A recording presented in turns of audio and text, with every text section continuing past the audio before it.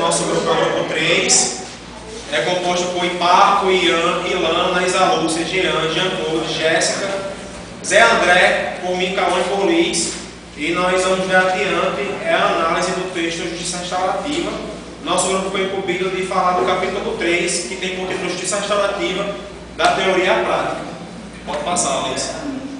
Então, o início do capítulo, ele fala da necessidade de nós citarmos a inclusão das práticas restaurativas no âmbito criminal, uma vez que não há nenhum sistema de justiça totalmente restaurativo, mas que pode haver um sistema de justiça criminal que seja influenciado por práticas de procedimento criminal ou de fora dele. Mas isso não importa. O que importa é que todas essas práticas que influenciam de uma maneira ou de outra a justiça criminal são importantes para o desenrolar do processo penal. Certo? A autora, ela mostra um estudo que ela fez, um estudo das Nações Unidas, e como o Guilherme falou no grupo passado, no dia anterior, é errônea o pensamento de que a justiça restaurativa é uma coisa totalmente à parte da justiça retributiva. Pelo contrário, a justiça restaurativa vai atuar de modo a completar a justiça retributiva. Pode passar, pessoal. A partir de então, divide-se em 4 estágios da justiça criminal que é influenciado pelos procedimentos restaurativos. A primeira é a chamada fase policial ou pré-acusação. A autora ela vai dizer que esse encaminhamento dos casos aos procedimentos restaurativos pode ser tanto pela polícia quanto pelo Ministério Público. A partir de então, ela faz uma crítica. Por quê? O poder discricionário é aquela, vamos dizer assim, maleabilidade da polícia atuar nos limites oriundos da lei, o que é diferente do poder vinculado, que você tem que atuar ipsis com a lei. Fala que em países como a Austrália, Inglaterra, País de Gales e Estados Unidos, a polícia vai tomar o lugar do juiz e do promotor. A partir de então, ela vai decidir quais são os casos que serão levados para o tribunal. Só que ela fala que esse poder discricionário da polícia pode gerar um aumento do controle social e dos poderes da polícia. É como se tivesse um poder a mais que não é tão benéfico para a sociedade vindo da polícia. Um autor, não sei, Sica, ele vai pegar esse poder discricionário da polícia e vai colocar para a conjuntura brasileira. Ele vai falar que na nossa conjuntura atual, esse encaminhamento pelo poder da polícia é incoerente, visto o abusivo sistema repressor que ela coloca na sociedade. Para que esse poder discricionário da atribuição, do encaminhamento dos casos da polícia às práticas restaurativas ocorra no Brasil, deve haver um aprimoramento e remodelagem. Esse aprimoramento e remodelagem vai ter que visar ação de caráter preventivo e policiamento comunitário, que infelizmente ainda hoje é muito deficitária na nossa conjuntura. O segundo é o encaminhamento pelo Ministério Público. É posterior ao recebimento da notícia crimes, ou seja, é uma fase do inquérito policial quando que a autoridade policial ela toma conhecimento do possível fato criminoso. Se houver requisitos mínimos, pode-se encaminhar o programa restaurativo para o caso do programa restaurativo. Não haver esses requisitos mínimos, o caso será arquivado. O encaminhamento também ele pode ser feito pelo juiz, dependendo do sistema do país. Então, nessa etapa passada, essa prática restaurativa é uma alternativa ao processo penal, certo? E conforme a análise do Ministério Público, se houver um resultado favorável, aplicar-se-á o princípio da oportunidade da ação penal. O que vai acontecer é isso? Vai arquivar o caso. Não vai nem remeter à justiça restaurativa nem à retributiva. A segunda fase, após a acusação, ela é comumente antes do processo e o encaminhamento é feito pelo Ministério Público. A terceira etapa é do juízo. Deve ser antes do julgamento e da sentença. O encaminhamento é feito pelo tribunal. Certo? Então, essa fase da punição é uma das fases que a autora traz mais ênfase na obra. Ela pode ser tanto como alternativa ao cárcere, pode ser parte do cárcere, parte da pena alternativa ao cárcere, ou somada à pena de prisão. O encaminhamento é feito pelos órgãos de probation, órgãos correcionais ou pelo próprio órgão prisional. Essa probation é um substituto da pena privativa de liberdade. Ao meu ver, grosso modo, é uma espécie de subsídio. Por quê? Porque primeiro fixa a culpa. Após, ocorre a sentença condenatória. A partir de então, o condenado ele vai ter pode ter pena suspensa e será colocado em liberdade condicional. Só que, tal como aqui no Brasil, ele vai ser supervisionado por um funcionário da probation. Certo? Agora, quando a prática ocorre após o cumprimento da pena, diferente do anterior, do caso anterior, o encaminhamento é feito pela agência da parole ou ONGs. Essa parole é quando assim, a mediação ela é feita antes do cumprimento da pena. Ou seja, antes daquele caso ser concluído, chama-se o condenado e a partir de então pode facilitar a concessão da liberdade condicional. Isso nos Estados Unidos. Certo? Mas só que, mesmo que haja alguma aplicação do sistema restaurativo na sentença do condenado e caso não seja efetuado nenhum êxito, o encontro entre a vítima e o ofensor, que é o cerne do justiça restaurativa, ela pode implicar na recuperação da vítima, de um lado. Só que a autora mostra que o encontro do ofensor com a vítima pode ser uma espécie de um plus para puni-lo, certo? Porque vai que é uma coisa psicologicamente forçada, que ele se depara com o mal que ele fez, e isso é como se fosse, pode passar, é como se fosse um bis in idem, certo? E é por isso que SICA ele critica o encaminhamento da programação restaurativa nas duas últimas fases, a pré-sentença e pós-sentença. Para ele, não sei, a sobreposição e acumulação dos sistemas restaurativos e retributivo, a junção das características de dois sistemas, vai gerar o bis in idem ao ofensor. Por quê? Porque vai somar o processo penal, a pena oriunda do processo penal e a medida restaurativa, subjugando sobremaneira o ofensor. Além disso, vai gerar uma revitimação e congruência sistemática, certo? Agora a SICA, ele traz um choque, porque para ele, as lógicas do modelo restaurativo e retributivo, eles não se completam. Eles não podem viver harmoniosamente porque eles são contraditórios.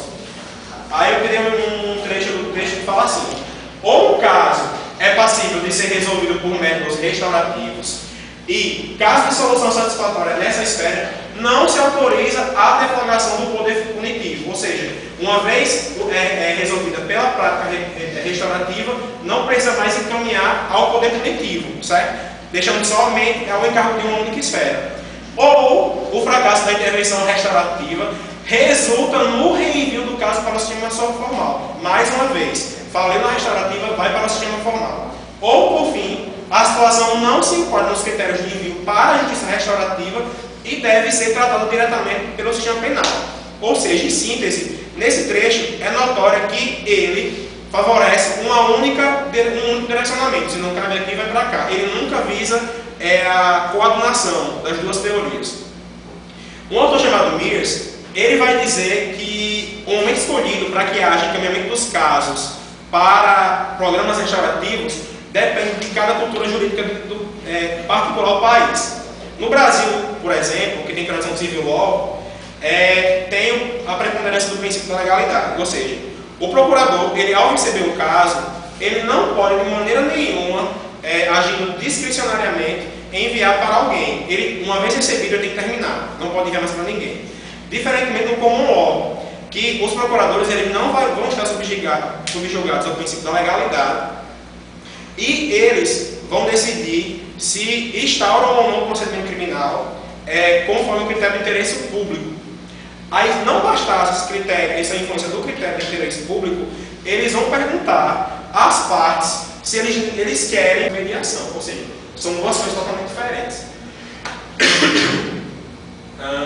Por fim, me ia falar que a base legal de todos os programas restaurativos na Europa, até o ano 2003, tem uma base legal. Todos os programas de mediação têm uma base legal sim, exceto um projeto piloto que foi realizado pela Dinamarca.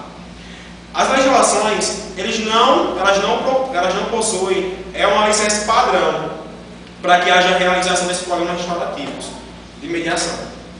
Pode falar. A partir de então, a autora ela vai diferenciar dois tipos de legislações: o de caráter permissivo e a legal coerciva. A de caráter permissivo vai falar, vai ser a priori relacionada mais à justiça penal dos adultos e permite que o procurador ou a polícia ou outra autoridade competente no país ela tenha discricionalidade para desviar o infrator do processo tradicional. Ou seja, ela, conforme o seu arbítrio, conforme constrói argumentos cabíveis, ela pode atuar discricionariamente, contudo nos limites da lei, para desviar o caso do processo tradicional. Na determinação legal coerciva é diferente. Tem que se encaminhar os casos como condição prévia de extinção de procedimento ou a extinção do procedimento penal. Ou seja, para que o processo prossiga e para que seja extinto, necessariamente tem que encaminhar os casos aos programas restaurativos. Estão mais relacionados à justiça dos menores. Isso aí pode passar. Então, por fim, Mesa fala de possíveis efeitos de uma efetiva intervenção restaurativa. A primeira é a extinção do procedimento criminal, que depende de características intrínsecas do delito praticado, se o ofensor aceitar a responsabilidade pelo ato e comprometer-se em efetuar a reparação. Ou seja, para que seja extinto, o ofensor ele tem que aceitar a responsabilidade pelo ato, ele vai ter que confessar que ele foi o cerne daquela prejudiciação à vítima e comprometer-se a efetuar o dano causado por ela. A suspensão provisória do processo por um tempo determinado, efeito de diversão na fase pré-acusatória, arquivamento da queixa, se o ofensor cumprir aquele ato reparador gerado à vítima. O resultado da mediação ele é levado sim em consideração na sentença. Também é considerado como parte do processo decisório. E, por fim, adiamento, substituição ou redução da sentença se o ofensor cumpriu o acordo restaurador. Então, assim, é notório que caso esses procedimentos restaurativos sigam uma lei de raciocínio eficaz, podemos ver que só há benefícios, só há benesses geradas ao ofensor, pelo contrário do que muita gente pode achar. Bem, não existirá somente uma forma de justiça restaurativa, vão existir práticas de justiça restaurativa. Então seria, a ideia da justiça restaurativa aplica-se à prática de resolução de conflitos baseadas em valores que enfatizam a importância de encontrar soluções para um mais ativo envolvimento das partes no processo, a fim de decidirem a melhor forma de abordar as consequências do delito, bem como as suas repercussões futuras. Bem, as práticas elas vão objetivar o encontro das partes num ambiente não adversarial, o diálogo sobre o dano decorrente do delito e sobre as consequências do processo. O que é que isso vai trazer? Isso vai trazer a superação da ideia de um ofensor, da dicotomia do ofensor contra a vítima. Existirá nesse processo um senso de igualdade entre vítima, ofensor e, em certos casos, a comunidade. Também vão existir casos de adaptações a essas práticas, devido à crescente sensibilidade de questão de raça, gênero, classe, dinâmicas de poder e preconceitos culturais. Tudo vai depender da realidade social, cultural, política do ambiente que ocorreu dentro. Aí, a mediação entre vítima e ofensor, que é um dos tipos dessa prática. São três tipos de prática, que o texto fala mais apreço, que seria a mediação entre vítima e ofensor, que eu vou falar um pouco mais na frente, conferência de família e círculos restaurativos. Sim, vai falar que existe uma tendência de unificação entre essas práticas, que ele vai colocar que essas práticas vão partir todas de fundamentos iguais, só que elas vão se adaptar à comunidade e ao caso. Por exemplo, essa tendência de unificação que ele quer colocar é que não se instalem projetos, por exemplo, específicos de círculos restaurativos, e sim que se instalem projetos de justiça restaurativa, que dependendo de cada caso, ele colocará a mediação entre vítima e ofensor, conferência de família, círculos restaurativos. Isso vai depender de cada caso, de cada realidade. Sim. O de ampla, porque a mediação vai ser mais ampla, porque vai tratar de vários âmbitos do direito. Por exemplo, vai tratar aspectos civis e além da ultrapassão do direito. E a justiça restaurativa vai ser mais restrita no fato que só se aplicaria inicialmente no direito penal, mas seria mais ampla no aspecto que teria mais consequências materiais e não subjetivas, como seria o caso da mediação. Aí, só que a mediação, só que com a abrangência da justiça restaurativa, que vai começar a desenvolver outros papéis além do direito penal, vai existir não uma confusão, mas uma relação muito íntima entre justiça restaurativa e mediação. A mediação seria o encontro da vítima com o ofensor, assistidos por um mediador com o objetivo de chegar a um acordo reparador. Sim. Aí, a mediação iniciativa inicialmente seria a relação de ofensor e vítima. Só que, se nós pegarmos essa. Já está aqui, tá? Nós vamos falar da nova noção de delito que vai trazer. Aí você vai ver que o delito vai estar inserido no meio social. E que então a vítima estando inserida nesse meio social junto com o ofensor, todos vão ter esse delito vai ter consequência para todos esses envolvidos. E a justiça reparativa e a mediação vai permitir, com essa nova tendência e a inclusão de familiares, amigos da vítima e do ofensor, vai permitir uma abrangência maior nessa restauração. Aqui, Shuttle Diplomacy é uma forma de mediação indireta, porque antes da mediação vai existir uma avaliação de cada participante.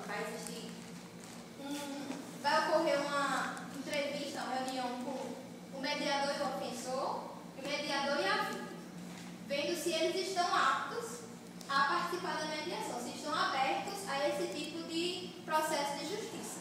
Se isso não ocorrer, ou se, mesmo que esse não seja o motivo, essa é mais uma prática, pode ocorrer a mediação indireta, que seria ofensor e mediador, vítima e mediador, e o mediador seria a ponte. Eles não se encontram em momento algum. Aí, outra prática que está sendo aplicada são com mediadores e múltiplas vítimas e ofensores, que seria o quê?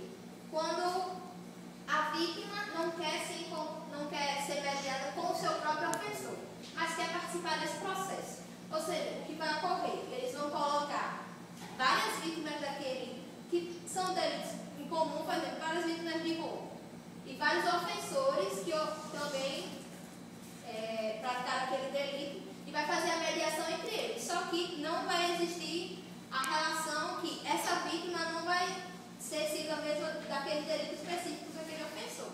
Vão ser só relações das semelhanças sociais e penais daqueles delitos. O que vai ocorrer no processo da prática? Como eu falei, o encontro prévio com o mediador e, antes de tudo, como eu falei, que o diálogo e a fundamentação vai ser a troca de experiências entre o ofensor e a vítima. Aí vai ser o espaço da vítima perguntar ao ofensor os motivos dele ter cometido aquele delito, como foi que ocorreu, porque nem sempre a vítima vai ter o conhecimento de todo o delito e do ofensor de entender as consequências que aquele delito teve na vida. E, através desse diálogo, acordar a melhor forma de reparação da vida.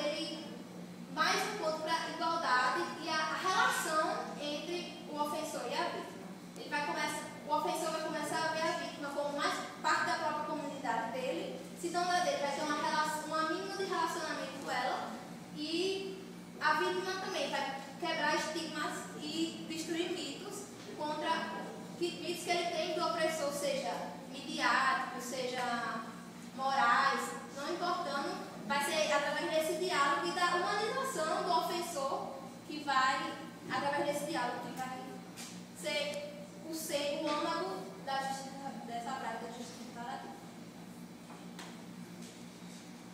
Sim. O que é que essa experiência traz para os participadores?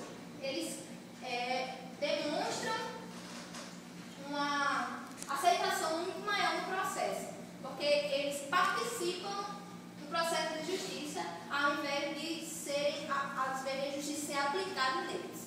Ou seja, no momento que você participa, não importa se teoricamente se a decisão fosse a mesma, independendo num caso teórico você coloca um juiz dando aquela decisão, mas é através de uma mediação eles chegam àquela mesma decisão. De acordo com os estudos, os participantes se sentem mais, como eu posso falar?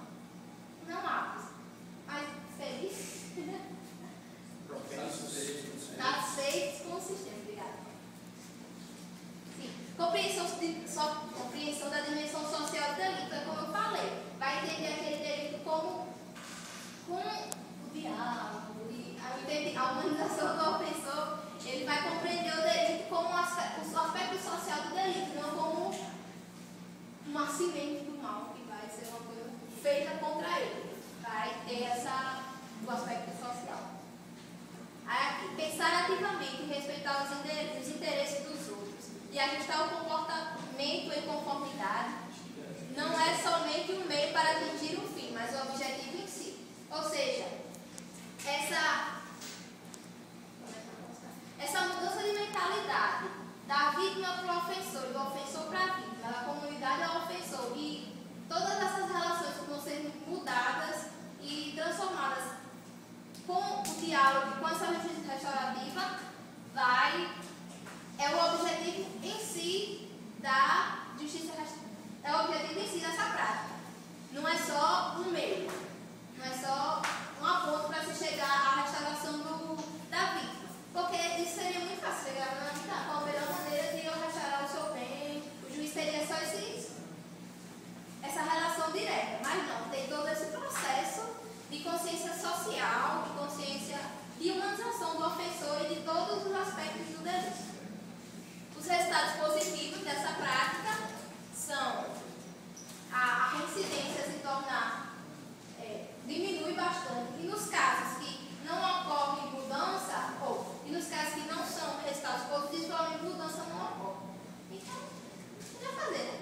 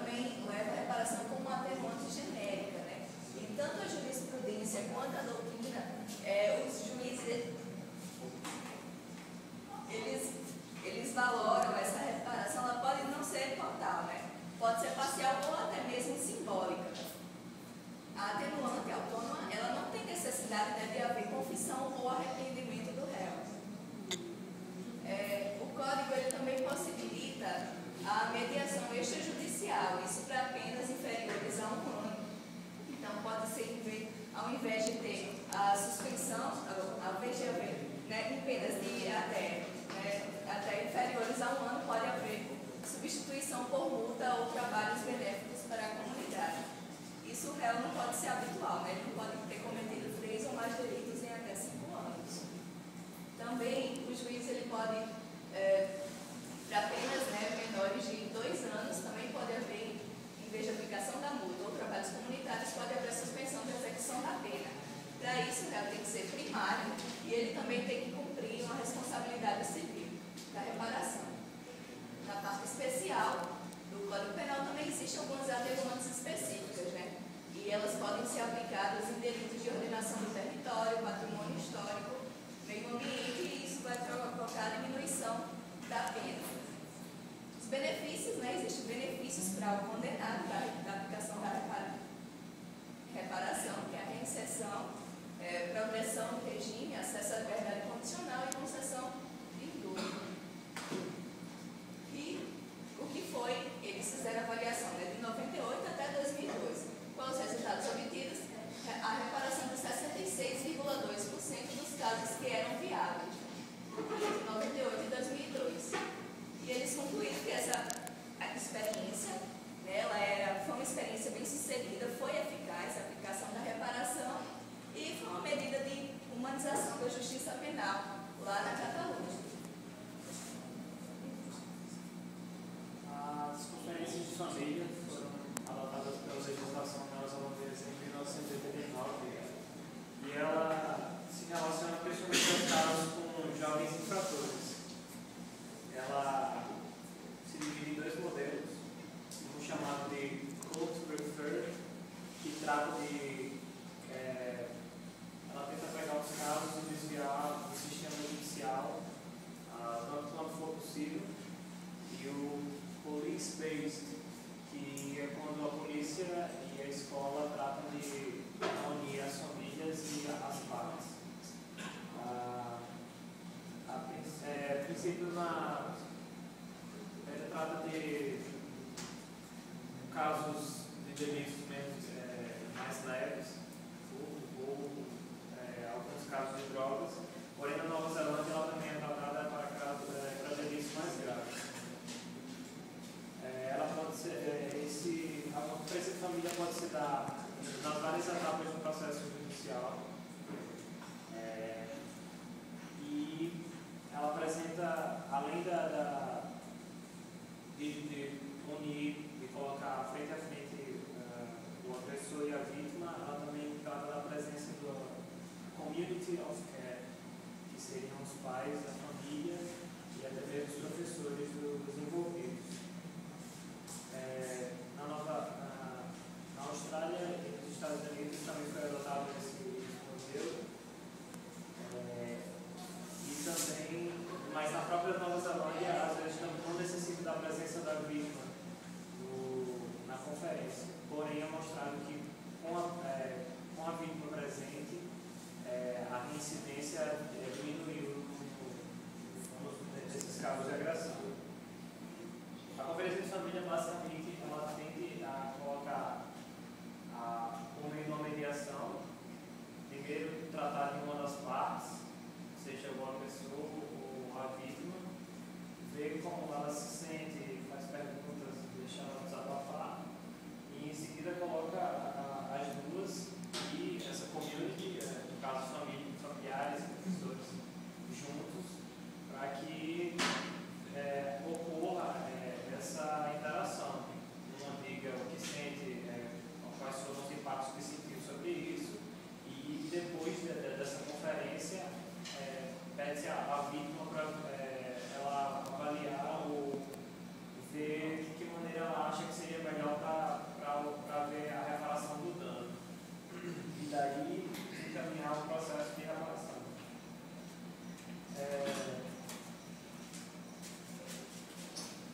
Normalmente ela é feita normalmente ela é relacionada a jovens infratores, porém em alguns casos também em alguns países também são relacionados a delitos cometidos por adultos.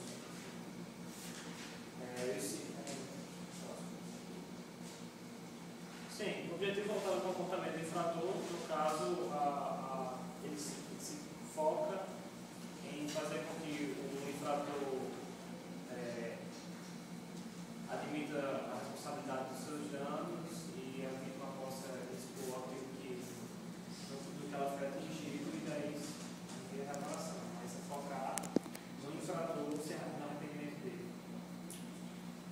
círculos restaurativos, também chamados de sentencing circles, peacemaking circles, community circles, foram adotados primeiramente no Canadá e depois nos Estados Unidos, em 1995, e ele é voltado basicamente à comunidade.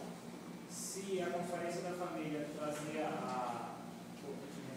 os familiares, professores, aqui é mais focado na comunidade em si, não é só problemas de jovens e adultos, aqui adotamos jovens e adultos e também para crimes mais leves ou crimes mais graves, mas mostrar os problemas de uma comunidade, principalmente na reinserção, por exemplo, de agressores de volta à comunidade, juntar essa comunidade à conferência lá do ofensor com a vítima e a partir disso sair alguma solução integradora para essa própria comunidade. Ela sai do pequeno enfoque em cima da vítima e do agressor para uma questão mais geral de comunidade.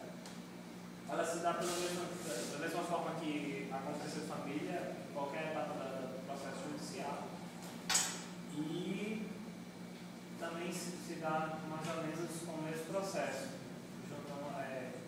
Ouve-se uma das partes, ouve-se a outra, e junta-se a comunidade no final para se dar o processo de reparo do dano.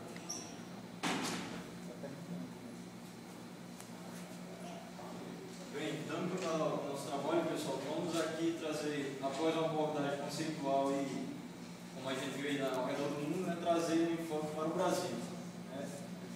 De acordo com a nossa fonte de pesquisa, a gente descobriu que aqui no nosso país é algo, essa justiça restauradora é algo ainda incipiente. Então a gente conseguiu detectar alguns locais em que existe esse embrião, essa política criminal. Em São Caetano do Sul, lá é a divisão prática restaurativa do círculo. Em Brasília, Distrito Federal, a mediação do vítima e ofensor, mais ou menos o que a gente viu aqui, a vítima e o ofensor se reúnem, e o nosso enfoque será em Porto Alegre, que é o círculo restaurativo. Lá, como que é feito? Em 3 etapas. É a compreensão mútua, a autorresponsabilização e os acordos. E antes dessa tríade existem dois apêndices, que é o pré-círculo, que quando ocorre o fato delituoso lá de um jovem com a vítima, existe uma preparação antes de haver essa reunião. Uma equipe vai com a vítima, prepara ela para esse encontro, assim como uma equipe técnica vai com o ofensor e prepara para esse encontro. E ao final da etapa, que é o acordo, também existe uma equipe que vai fiscalizar, ver se realmente houve essa efetivação do acordo feito. Às vezes uma reparação pecuniária, às vezes até um simples de desculpa, algo simbólico. Em Porto Alegre, lá também existem duas aplicações, essa justiça restaurativa. É uma atuação complementar, a política criminal comum, e uma atuação também alternativa. Como seria essa complementar? É antes da medida socioeducativa. Quando o jovem comete aquele ato infracional, ele é direcionado a uma justiça instantânea, que se fala. Então, diretamente ele vai para uma equipe, técnicos que eles orientam, antes de haver essa punição, essa medida socioeducativa, não é isso? E também durante às vezes como é que eu posso falar? Isso, pronto.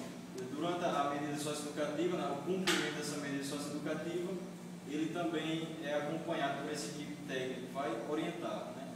Os técnicos dizem o quê? Que não é algo interessante fazer esse acompanhamento durante o cumprimento da medida socioeducativa. Alguns dizem que pode gerar um visível, porque ele já está cumprindo aquilo ali e ainda tem que ser acompanhado. O ideal seria antes. E também essa atuação alternativa, que seria essa equipe, essa equipe coordenada, ela acompanha esse jovem, orienta o jovem e se eles detectarem que esse acompanhamento já serviu de orientação, de esclarecimento, pode-se haver que nem ocorrer a punição, né? A instauração da medida socioeducativa.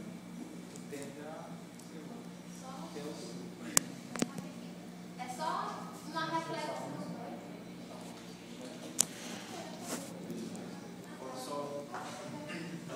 Aqui foi esse estudo, ele iniciou-se em 2005, né, e a nossa fonte, ela mostrou esses dados, 2005 e 2007, né? E quem mais outro grupo. Tem que terminar. Tá certo? Conclusão? Tem uma conclusão? Eu tenho. É uma reflexão de por que essa prática de justiça restaurativa é pouco utilizada. Bem, nossa sociedade coloca como se sente segura por padrão. Então, o diferente para ela é a base da destruição. Ela não faz um cálculo bem drástico, mas não é o que eu quero falar, não. É que o diferente você o vê como perigoso instantâneo. Você não entende, não tenta inicialmente entender. Então, o que impede essa prática na parte da vítima de ser instaurada mais frequentemente é que os preconceitos que a própria prática tenta quebrar durante o diálogo é esse próprio preconceito e esses mitos que vão fazer que a vítima não queira se sujeitar a estar à frente do ofensor. Aí tem uma frase aqui bem rápida de Galeano que vai trazer uma reflexão legal, que é: caminhar é um perigo e respirar é uma façanha nas grandes cidades do mundo ao avesso. Quem não é prisioneiro da necessidade é prisioneiro do medo. Uns não dormem por causa da ânsia de ter o que não tem, outros não dormem por causa do pânico de perder o que tem. O mundo ao avesso nos adestra para ver o próximo como uma ameaça e não como uma promessa. Nos reduz à solidão e nos consola com drogas químicas e amigos cibernéticos. Estamos condenados a morrer de fome, a morrer de medo ou a morrer de tédio. Isso se uma bala perdida não vier abreviar a nossa existência. Será essa liberdade a liberdade de escolher entre ameaçadores infortúnios